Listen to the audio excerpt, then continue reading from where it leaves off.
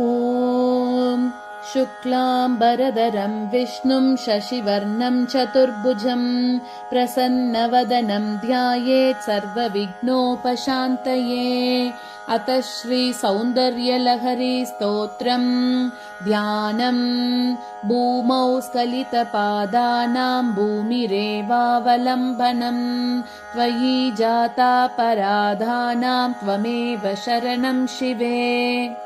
शिवशक्त्या युक्तो यदि भवति शक्तः प्रभवितुम् न चेदेवं देवो न खलु कुशलस्पन्दितुमपि। अतस्त्वामाराध्यां हरिहरविरिञ्चादिभिरपि प्रणन्तुं स्तोतुं वा कथमकृतपुण्यः प्रभवति। तनीयां सम्पांसुं तव चरणपङ्केरुहभवम् विरिञ्चिः सञ्चिन्वन् विरचयति लोकानविकलम्। वहत्येनं शौरिः कथमपि सहस्रेण शिरसाम् हरः संक्षोध्यैनं भजति बसितोद्धूलनविधिम्। अविद्यानामन्त स्तिमिरमिहिरद्वीपनगरी जडानां चैतन्य स्तबकमकरन्दश्रुतिजरी दरिद्राणां चिन्तामणि गुणनिका जन्मजलदौ निमग्नानां दंश्रा मुररिपुवराहस्य भवति। त्वदन्यः पाणिभ्याम् अभयवरदो दैवतगणः त्वमेकानैवासि प्रकटितवराभीत्यभिनया। भयात्रातुं धातुं फलमपि च वाञ्छासमधिकम् शरण्ये लोकानां तव हि चरणावेव निपुणौ। हरिस्त्वामाराध्य प्रणतजनसौभाग्यजननीं पुराणारी भूत्वा पुररिपुमपि क्षोभमनयत्। स्मरोऽपि त्वां नत्वा रतिनयनलेह्येन वपुषा मुनीनामभ्यन्तः प्रभवति हि मोहाय महताम्। धनुः पौष्पं मौर्वी मधुकरमयी पञ्चविशिखाः वसन्तः सामन्तः मलयमरुदायोधनरतः। तथाप्येकः सर्वं हिमगिरिसुते कामपि कृपाम् अपाङ्गाते लब्ध्वा जगदिदमणङ्गो विजयते। वनत्काञ्चीदामा करिकलभकुम्भस्तननता परीक्षीणा मध्ये परिणतशरच्चन्द्रवदना। धनुर्बाणान् पाशं सृणिमपि दधाना करतलैः पुरस्तादास्तां नः पुरमतितुराहो पुरुषिका। सुधा सिन्धोर्मध्ये सुरविटपि वाटी परिवृते मणिद्वीपे नीप उपवनवति चिन्तामणिगृहे। शिवाकारे मञ्चे परमशिवपर्यङ्कनिलयां भजन्ते त्वां धन्याः कतिचन चितानन्दलहरी। महीमूलाधारे कमपि मणिपूरे हुतवहम् स्थितं स्वादिष्टाने हृदि मरुतमाकाशमुपरि। मनोऽपि भ्रूमध्ये सकलमपि विद्वा कुलपतम् सहस्रारे पद्मे सहरहसि पत्या विहरसे सुधाधारासारैः चरणयुगलान्तर्विगलितैः प्रपञ्चं सिञ्चन्ति पुनरपि रसाम्नायमघसः अवाप्य स्वां भूमिं भुजगनिभमद्युश्च वलयम् स्वमात्मानं कृत्वा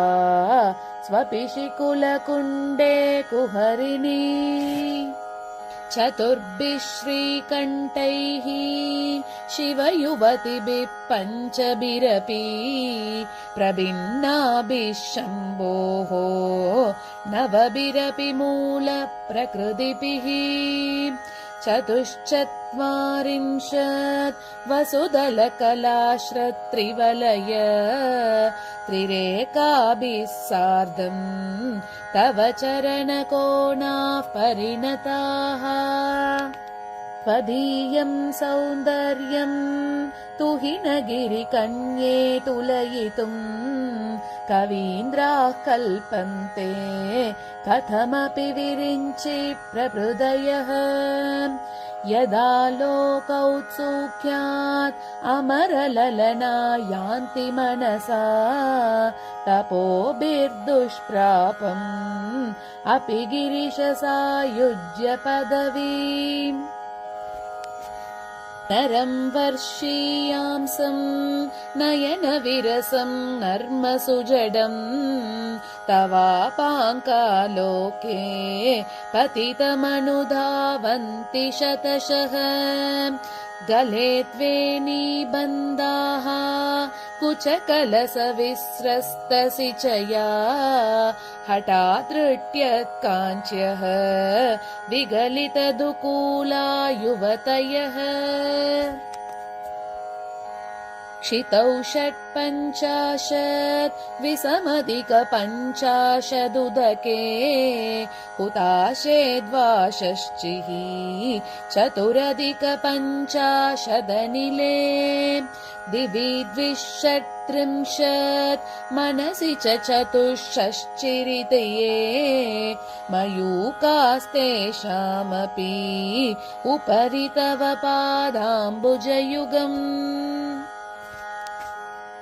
शरज्योत्स्ना शुद्धां शशियुतजटाजूटमकुटां वरत्रासत्राण स्फटिकघटिका पुस्तककरां सकृण्णत्वा नत्वा गतमिव सतां सन्निदधते मधुक्षीरद्राक्षा मधुरिमधुरिणाः फणिदयः कवीन्द्राणां चेतः कमलवनबालातपरुचिन् भजन्ते ये सन्तः कतिचितरुणामेव भवतीं विरिञ्चि प्रेयस्याः तरुणतरशृङ्गारलहरी गभीराभिर्वाग्भिः विदधति सतां रञ्जनममी कवित्रीभिर्वाचां शशिमणिशिला भङ्गरुचिभिः वशिन्याद्याभित्वां सहजननि सञ्चिन्तयति यः सकर्ता काव्यानां भवति महतां भङ्गिरुचिभिः वचोभिर्वाग्देवी वदनकमला मोदमधुरैः अनुच्चायाभिस्ते तरुणतरणे श्रीसरणिभिः दिवं सर्वामूर्वीम् अरुणिमणिमग्नां स्मरति यः भवन्त्यस्यत्रस्य वनहरिणशालीननयनाः सहोर्वश्यावश्याः कति कति न गीर्वाणगणिकाः मुखं बिन्दुं कृत्वा कुचयुगमदस्तस्य तददः हरार्धं ध्यायेद्यः हरमहिषिते मन्मथकलाम् ससद्यः संक्षोभम् नयति वनिता इत्यतिलघु त्रिलोकीमप्याशु भ्रमयति रवीन्दुस्तनयुगाम् किरन्तीमङ्गेभ्यः किरणनिकुरुम्बामृतरसम् हृतित्वामादत्ते हिमकरशिलामूर्तिमिव यः ससर्पाणां दर्पम्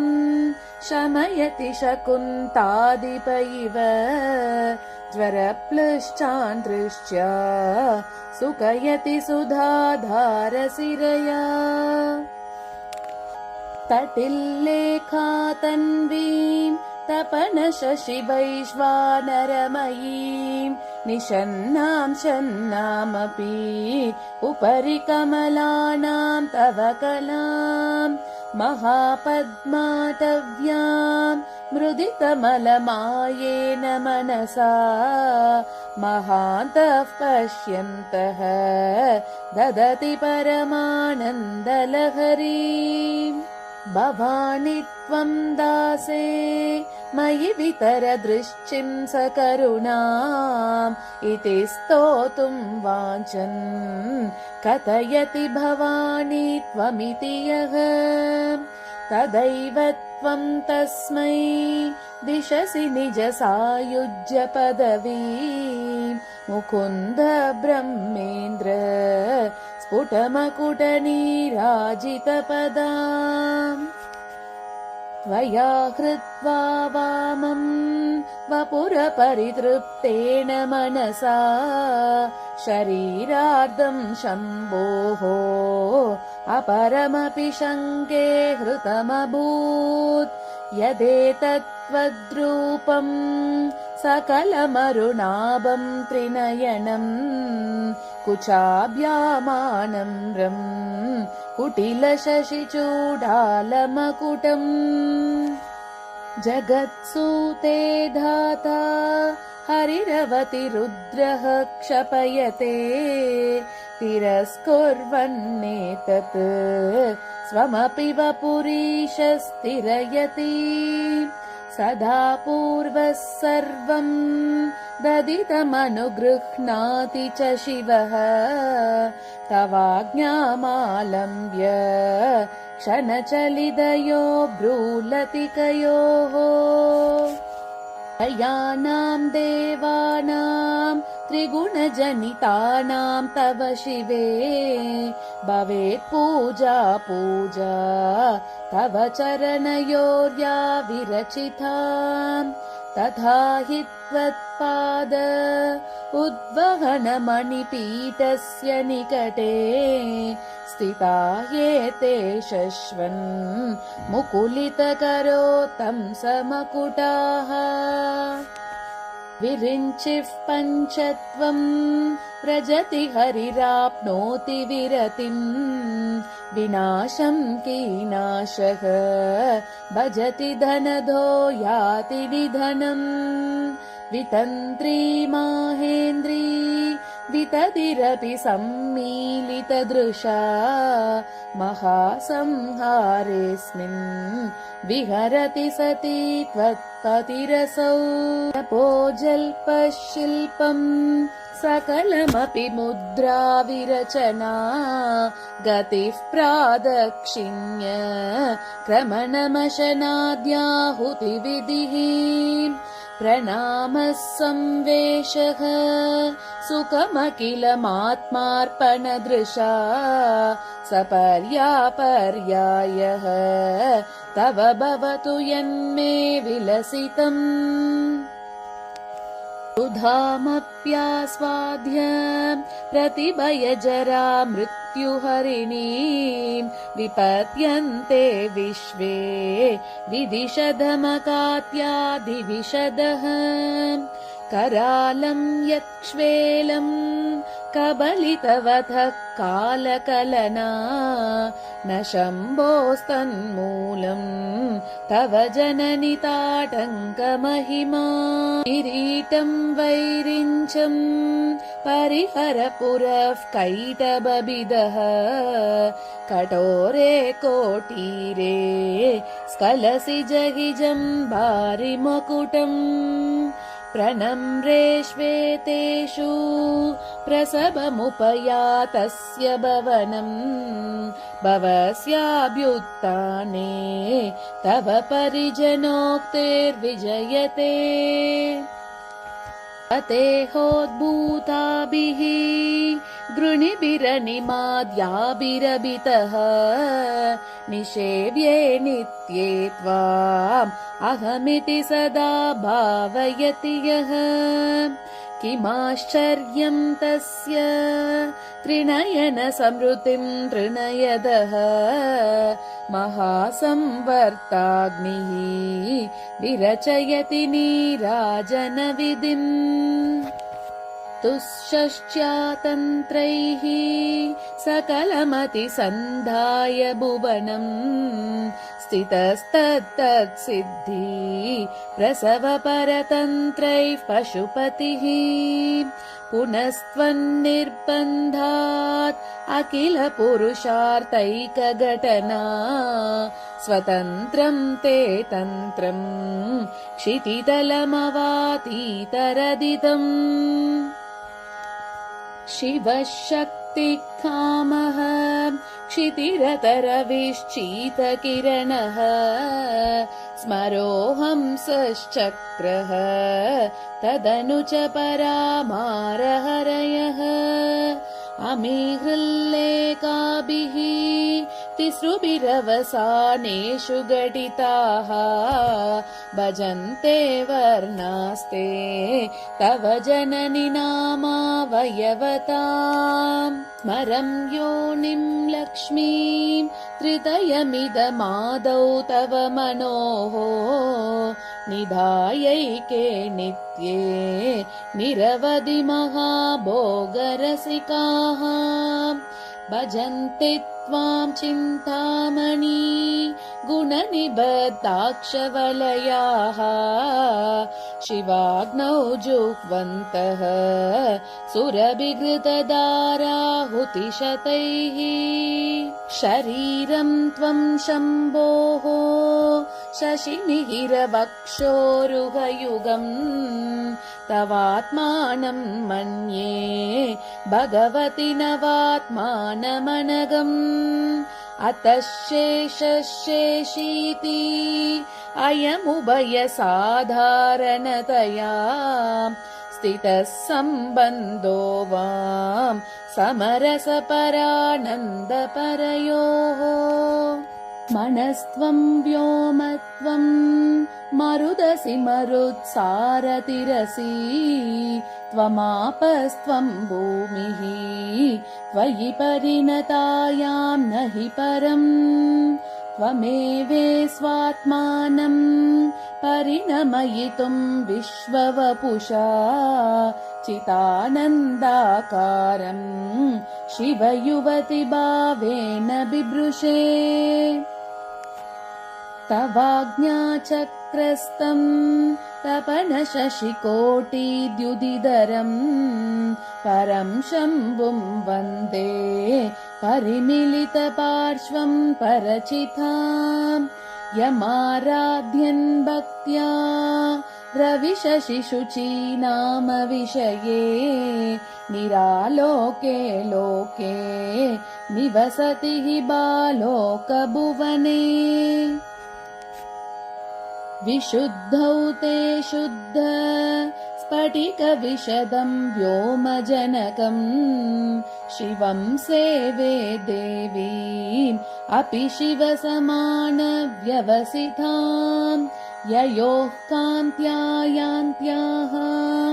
शशिकिरणसारूप्यसरणेः विधूतान्तर्त्वान्ता विलसति चकोरीव जगति समुन्मीलत् संवेत् कमलमकरन्दैकरसिकम् भजेऽहं सत्वन्द्वम् किमपि महतां मानसचरम् यदालापातश्चादश गुणितविद्या परिणितिः यदा दत्ते दोषात् गुणमखिलमद्भ्यः पय इव स्वस्वाधिष्ठाने कुतवहमधिष्ठाय निरतम् तमीडे संवर्तम् जननि महतीं तां च समयाम् यदा लोके लोकान् दहति महति क्रोधकलिते दयार्द्राया दृष्टिः शिशिरमुपचारं रशयति तटित्वन्तं शक्त्या तिमिरपरिपन्ते स्फुरनया स्फुरन्नानारत्न आभरणपरिणतेन्द्रधनुषम् तव श्यामं मेघम् कमपि मणिपूरैकचरणम् निषेवे वर्षन्तम्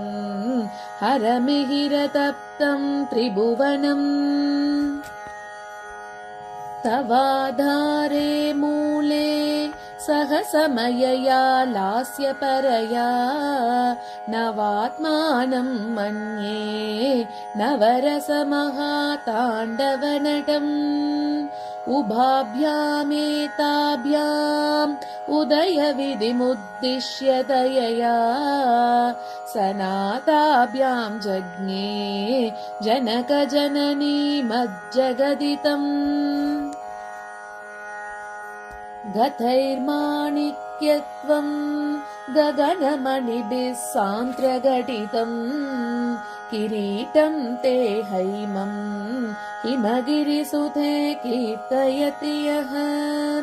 सनीडे यच्छायात् चुरणचबलं चन्द्रशकलं धनुःशौनासीरं किमिति न निबध्नाति दिशना धनोतुध्वान्तं नः तुलितदलितेन्दीवरवनम् घनस्निग्धश्लक्ष्णम् चिकुरनिकुरुम्बं तव शिवे यदीयं सौरभ्यं सहजमुपलब्धुं सुमनसः वसन्त्यस्मिन् मन्ये वलमतनवाटी विडपिना तनोदुक्षेमं नः तव वदन सौन्दर्यलहरी परिवाहस्रोतः सरनिरिव सीमन्तसरणिः वहन्ति सिन्दूरम् प्रबलकबरी भारतिमिर द्विषामृन्दैर्बन्दी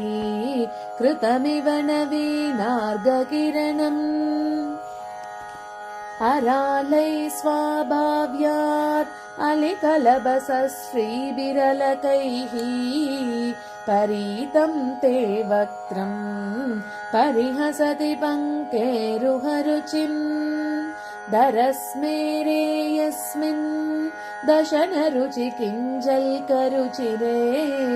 सुगन्धौ माद्यन्ती स्मरदहनचक्षुर्मधुलिहः ललाटं लावण्य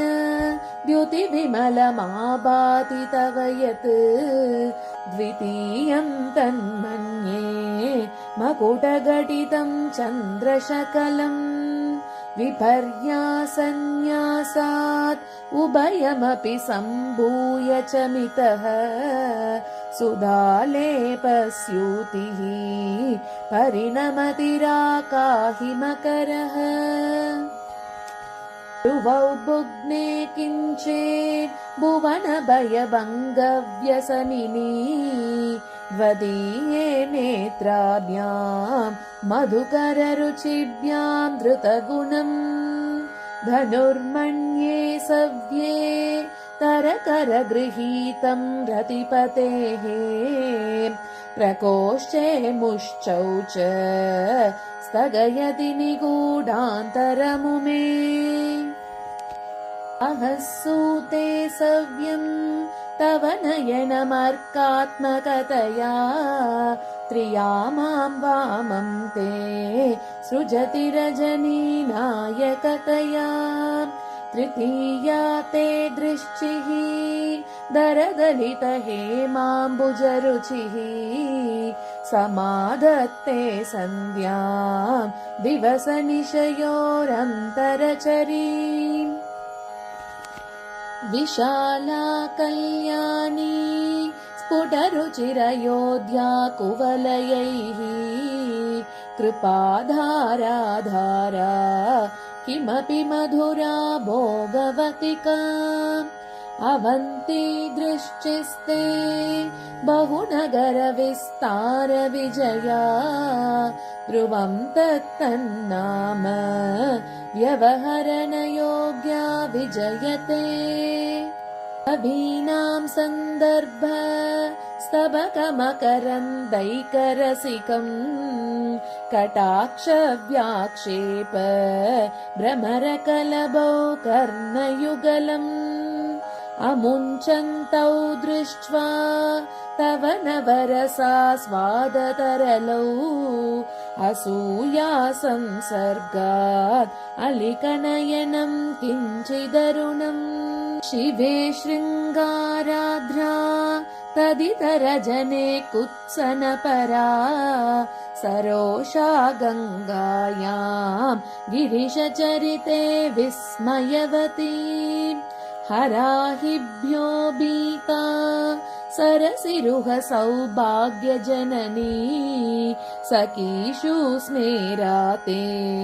मयि जननि दृश्चिः सकरुणा कथे कर्णाभ्यर्णम् गरुड इव पक्ष्माणि ददति पुराम्बेतुश्चित्त रशमरसविद्रावणबले इमे नेत्रे गोत्रा दरपतिकुलोत्तं सकलिके तवाकर्णाकृश्च स्मरशरविलासं कलयतः विभक्तत्रैवर्ण्यम् यतिकरितलीलाञ्जनतया विभाति त्वन्नेत्र त्रितयमिदमीशानदयिते पुनःस्रष्टुं देवान् गृहिण हरिरुद्रानुपरतान् रजः सत्त्वं बिभ्रत तम इति गुणानां त्रयमिव पवित्रीकर्तुं नः पशुपतिपराधीनहृदये दयामित्रैर्नेत्रैः अरुणधवलश्यामरुचिभिः नतः शोनो गङ्गा तपनतनयेति ध्रुवममुम् त्रयाणां तीर्थानाम् उपनयसि सम्भेदमनगम् निमेषोन्मेषाभ्यां प्रलयमुदयं याति जगति तवेत्याहुः सन्तो धरणिधर राजन्यतनये त्वदुन्मेषाज्जातं जगति तमशेषं प्रलयतः परित्रातुं शङ्गे परिहृतनिमेषास्तव दृशः तवापर्णे कर्णे जपनयनपैशून्यचकिता निलीयन्ते तोये नियतमनिमेषाशपरिकाः इयं च श्रीर्भद्र शतपुटकवाटं कुवलयम् जहाति प्रत्यूषे निशि च विघटय्य प्रविशति दृशाद्रागीयस्या दरदलितनीलोत्पलरुचा दवीयां संदीनं स्नपय कृपया मामपि शिवे अनेनायं धन्यः भवति न च ते हानिरियता वने वा हर्म्ये वा समकरनिपातो हिमकरः अरालं ते पाली युगलमगराजन्यतनये न केशामाधत्ते कुसुमशरकोदण्डकुतुकम् तिरश्चीनो यत्र श्रवणपथमुल्लङ्घ्य विलसन् अपाङ्गव्यासङ्गो दिशति चरसन्धानदिशनाम् पुरद्गण्डाभोग प्रतिफलितताटङ्कयुगलम् चतुश्चक्रम् मन्ये तव मुखमिदं मन्मथरथम् यमारुह्य दृह्यति अवनिरतमर्केन्तु चरणम् महावीरो मारः प्रमथपतये सज्जितवते सरस्वत्या सूक्तिः अमृतलहरी कौशलहरिः पिबन्त्या सर्वाणि श्रवणचुलुकाभ्यामविरलम् चमत्कारश्लाघा चलितशिरसः कुण्डलगनो जनत्कारैस्तारैः प्रतिवचनमाचश्चैव ते असौ नासा वंशः तुहिनगिरिवंशध्वजपटी द्वितीयो नेदीयः फलतु फलमस्माकमुचितम् वहत्यन्तर्मुक्ताः शिशिरकरनिश्वासगलितम् समृद्ध्यायत्तासाम् बहिरपि समुक्तामणिधरः प्रकृत्या रत्याः तव सुदति दन्तच्च दरुचेः प्रवक्ष्ये सादृश्यम् जनयतु फलम् विद्रुमलता न बिम्बम् तद्बिम्ब प्रतिफलनरागातरुणितम् तुलामद्यारोढुम् कथमिव विलज्जेत कलया मितज्योत्स्नाजालम् तव वदन चन्द्रस्य पिबताम् चकोरानामासीत् अतिरसतया चञ्चुजडिमा अतस्ते शीतांशोः अमृतलहरीमाम्लरुचयः पिबन्ति स्वच्छन्दम् निशि निशि भृशम् काञ्चिगतिया अविश्रान्तम् पत्योर्गुणगणकथाम् रेडन जपा पुष्पच्छाया तव जननि जिह्वा जयति सा यदग्रासीनायाः स्फटिकदृशदच्छच्च विमयी सरस्वत्या मूर्तिः परिणमति माणिक्यवपुषा रणे जित्वा दैत्यान् अपहृतशिरस्त्रैक्वचिभिः निवृत्तै चण्डांश त्रिपुरहरनिर्माल्य विमुखैः विशाक्तेन्द्रोपेन्द्रैः शशिविशदकर्पूरशकला विलीयन्ते मातः तव वदनताम्बूलकबला विपञ्च्या गायन्ति विविधमपदानम् पशुपतेः द्वयारब्धे वक्तुम् चलितशिरसा साधुवचने दधीयैर्माधुर्यैः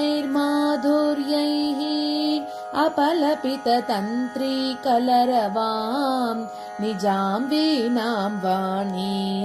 निचुलयति चोलेन निभृतम् कराग्रेण स्पृश्यम्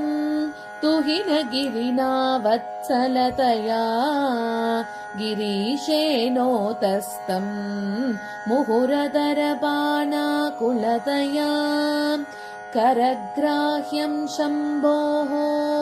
मुकुमुकुरवृन्तं गिरिसुते कथं कारं ब्रूमः तव चुबुकमौपम्यरहितम्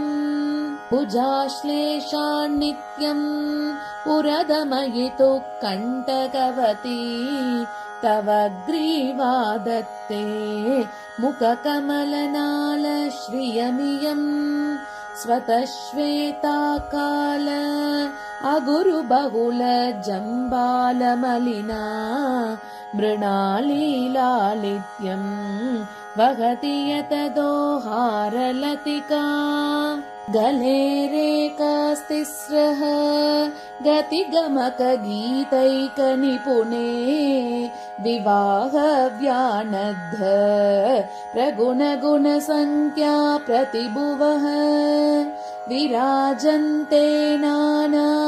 विधमधुररागाकरभुवां त्रयाणां ग्रामाणां स्थितिनियमसीमान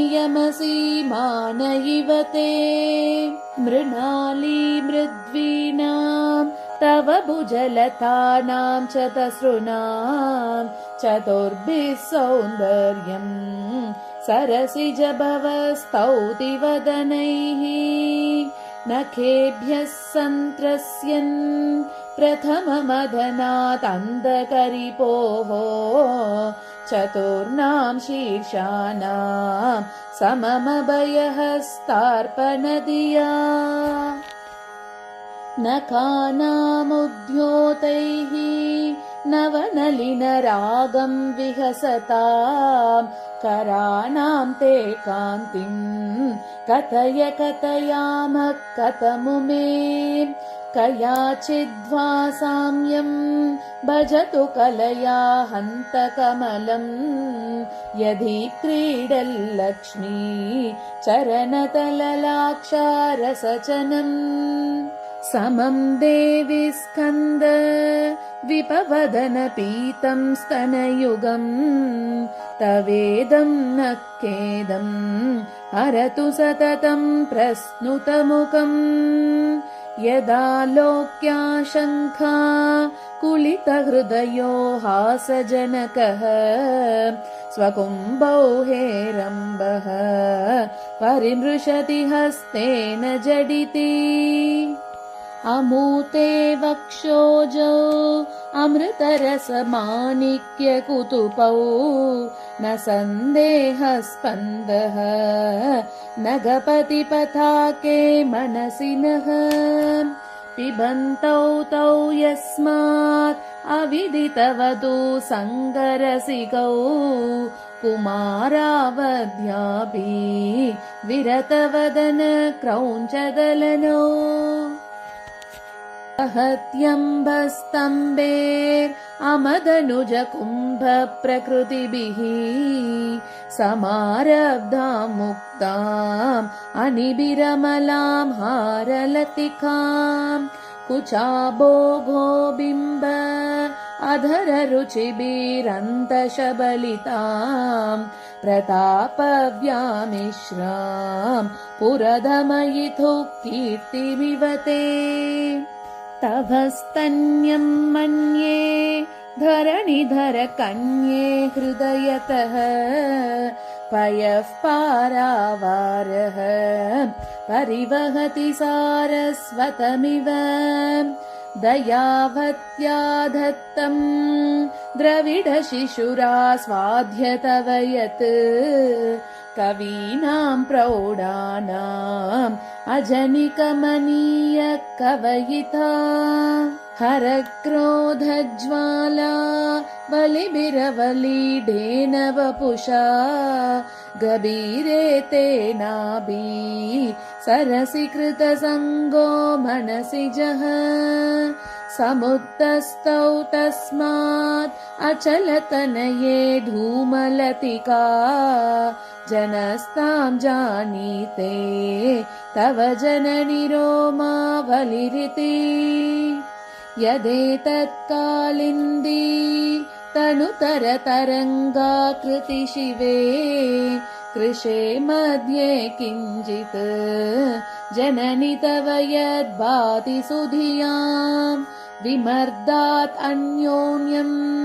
कुचकलशयोरन्तरगतम् तनुभूतम् व्योम प्रविशदिव नाभिम् कुहरिणीम् स्थिरो गङ्गावर्तः स्तनमुकुलरोमावलिलता कलावालम् कुण्डम् कुसुमशरतेजो हुतभुजः रतेर्लीलागारम्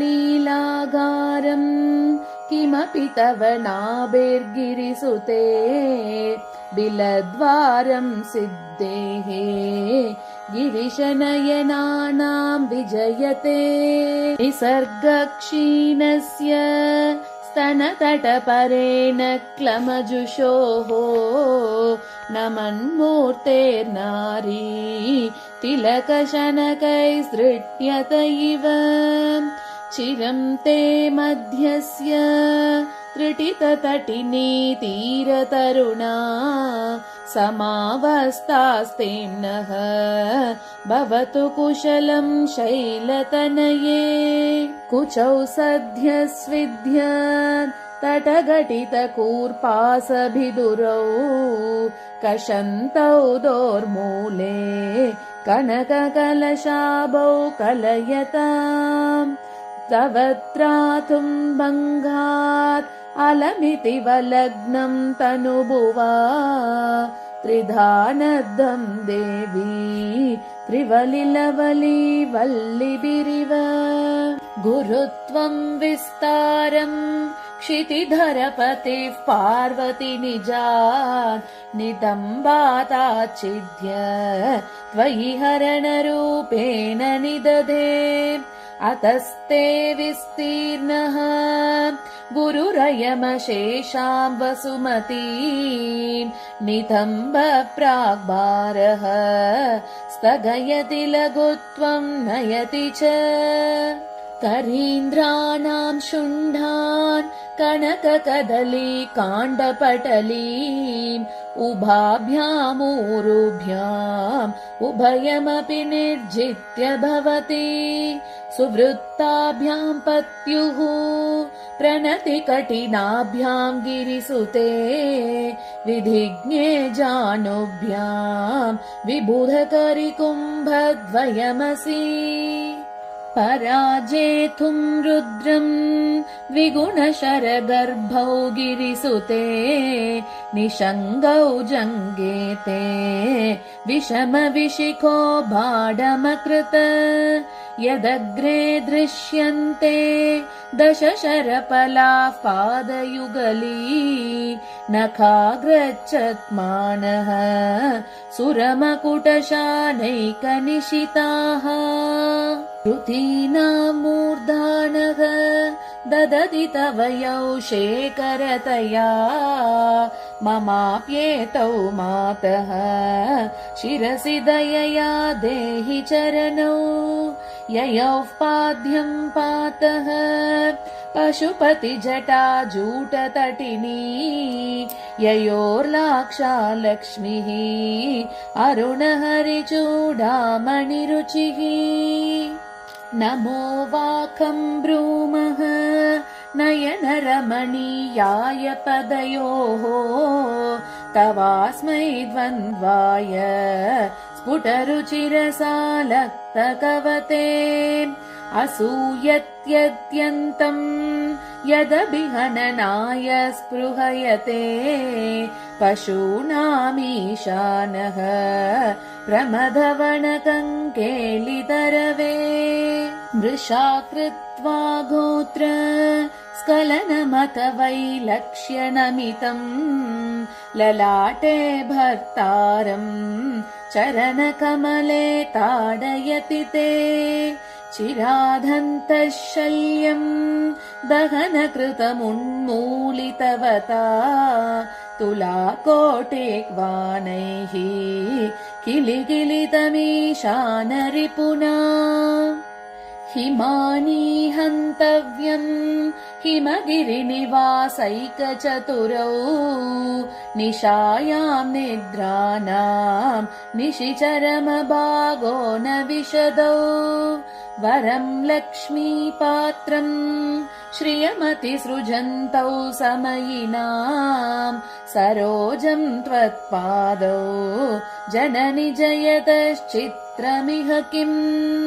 अधं ते कीर्तीनाम् प्रपदमपदं देवि विपदाम् कथं नीतं सद्भिः कठिनकमटिकर्परतुलाम् कथं वा बाहुभ्याम् उपयमनकाले पुरबिता यदादायन्यस्तम् दृशदि दयमानेन मनसा नखैर्नाकस्त्रीणाम् करकमलसङ्कोच शशिभिः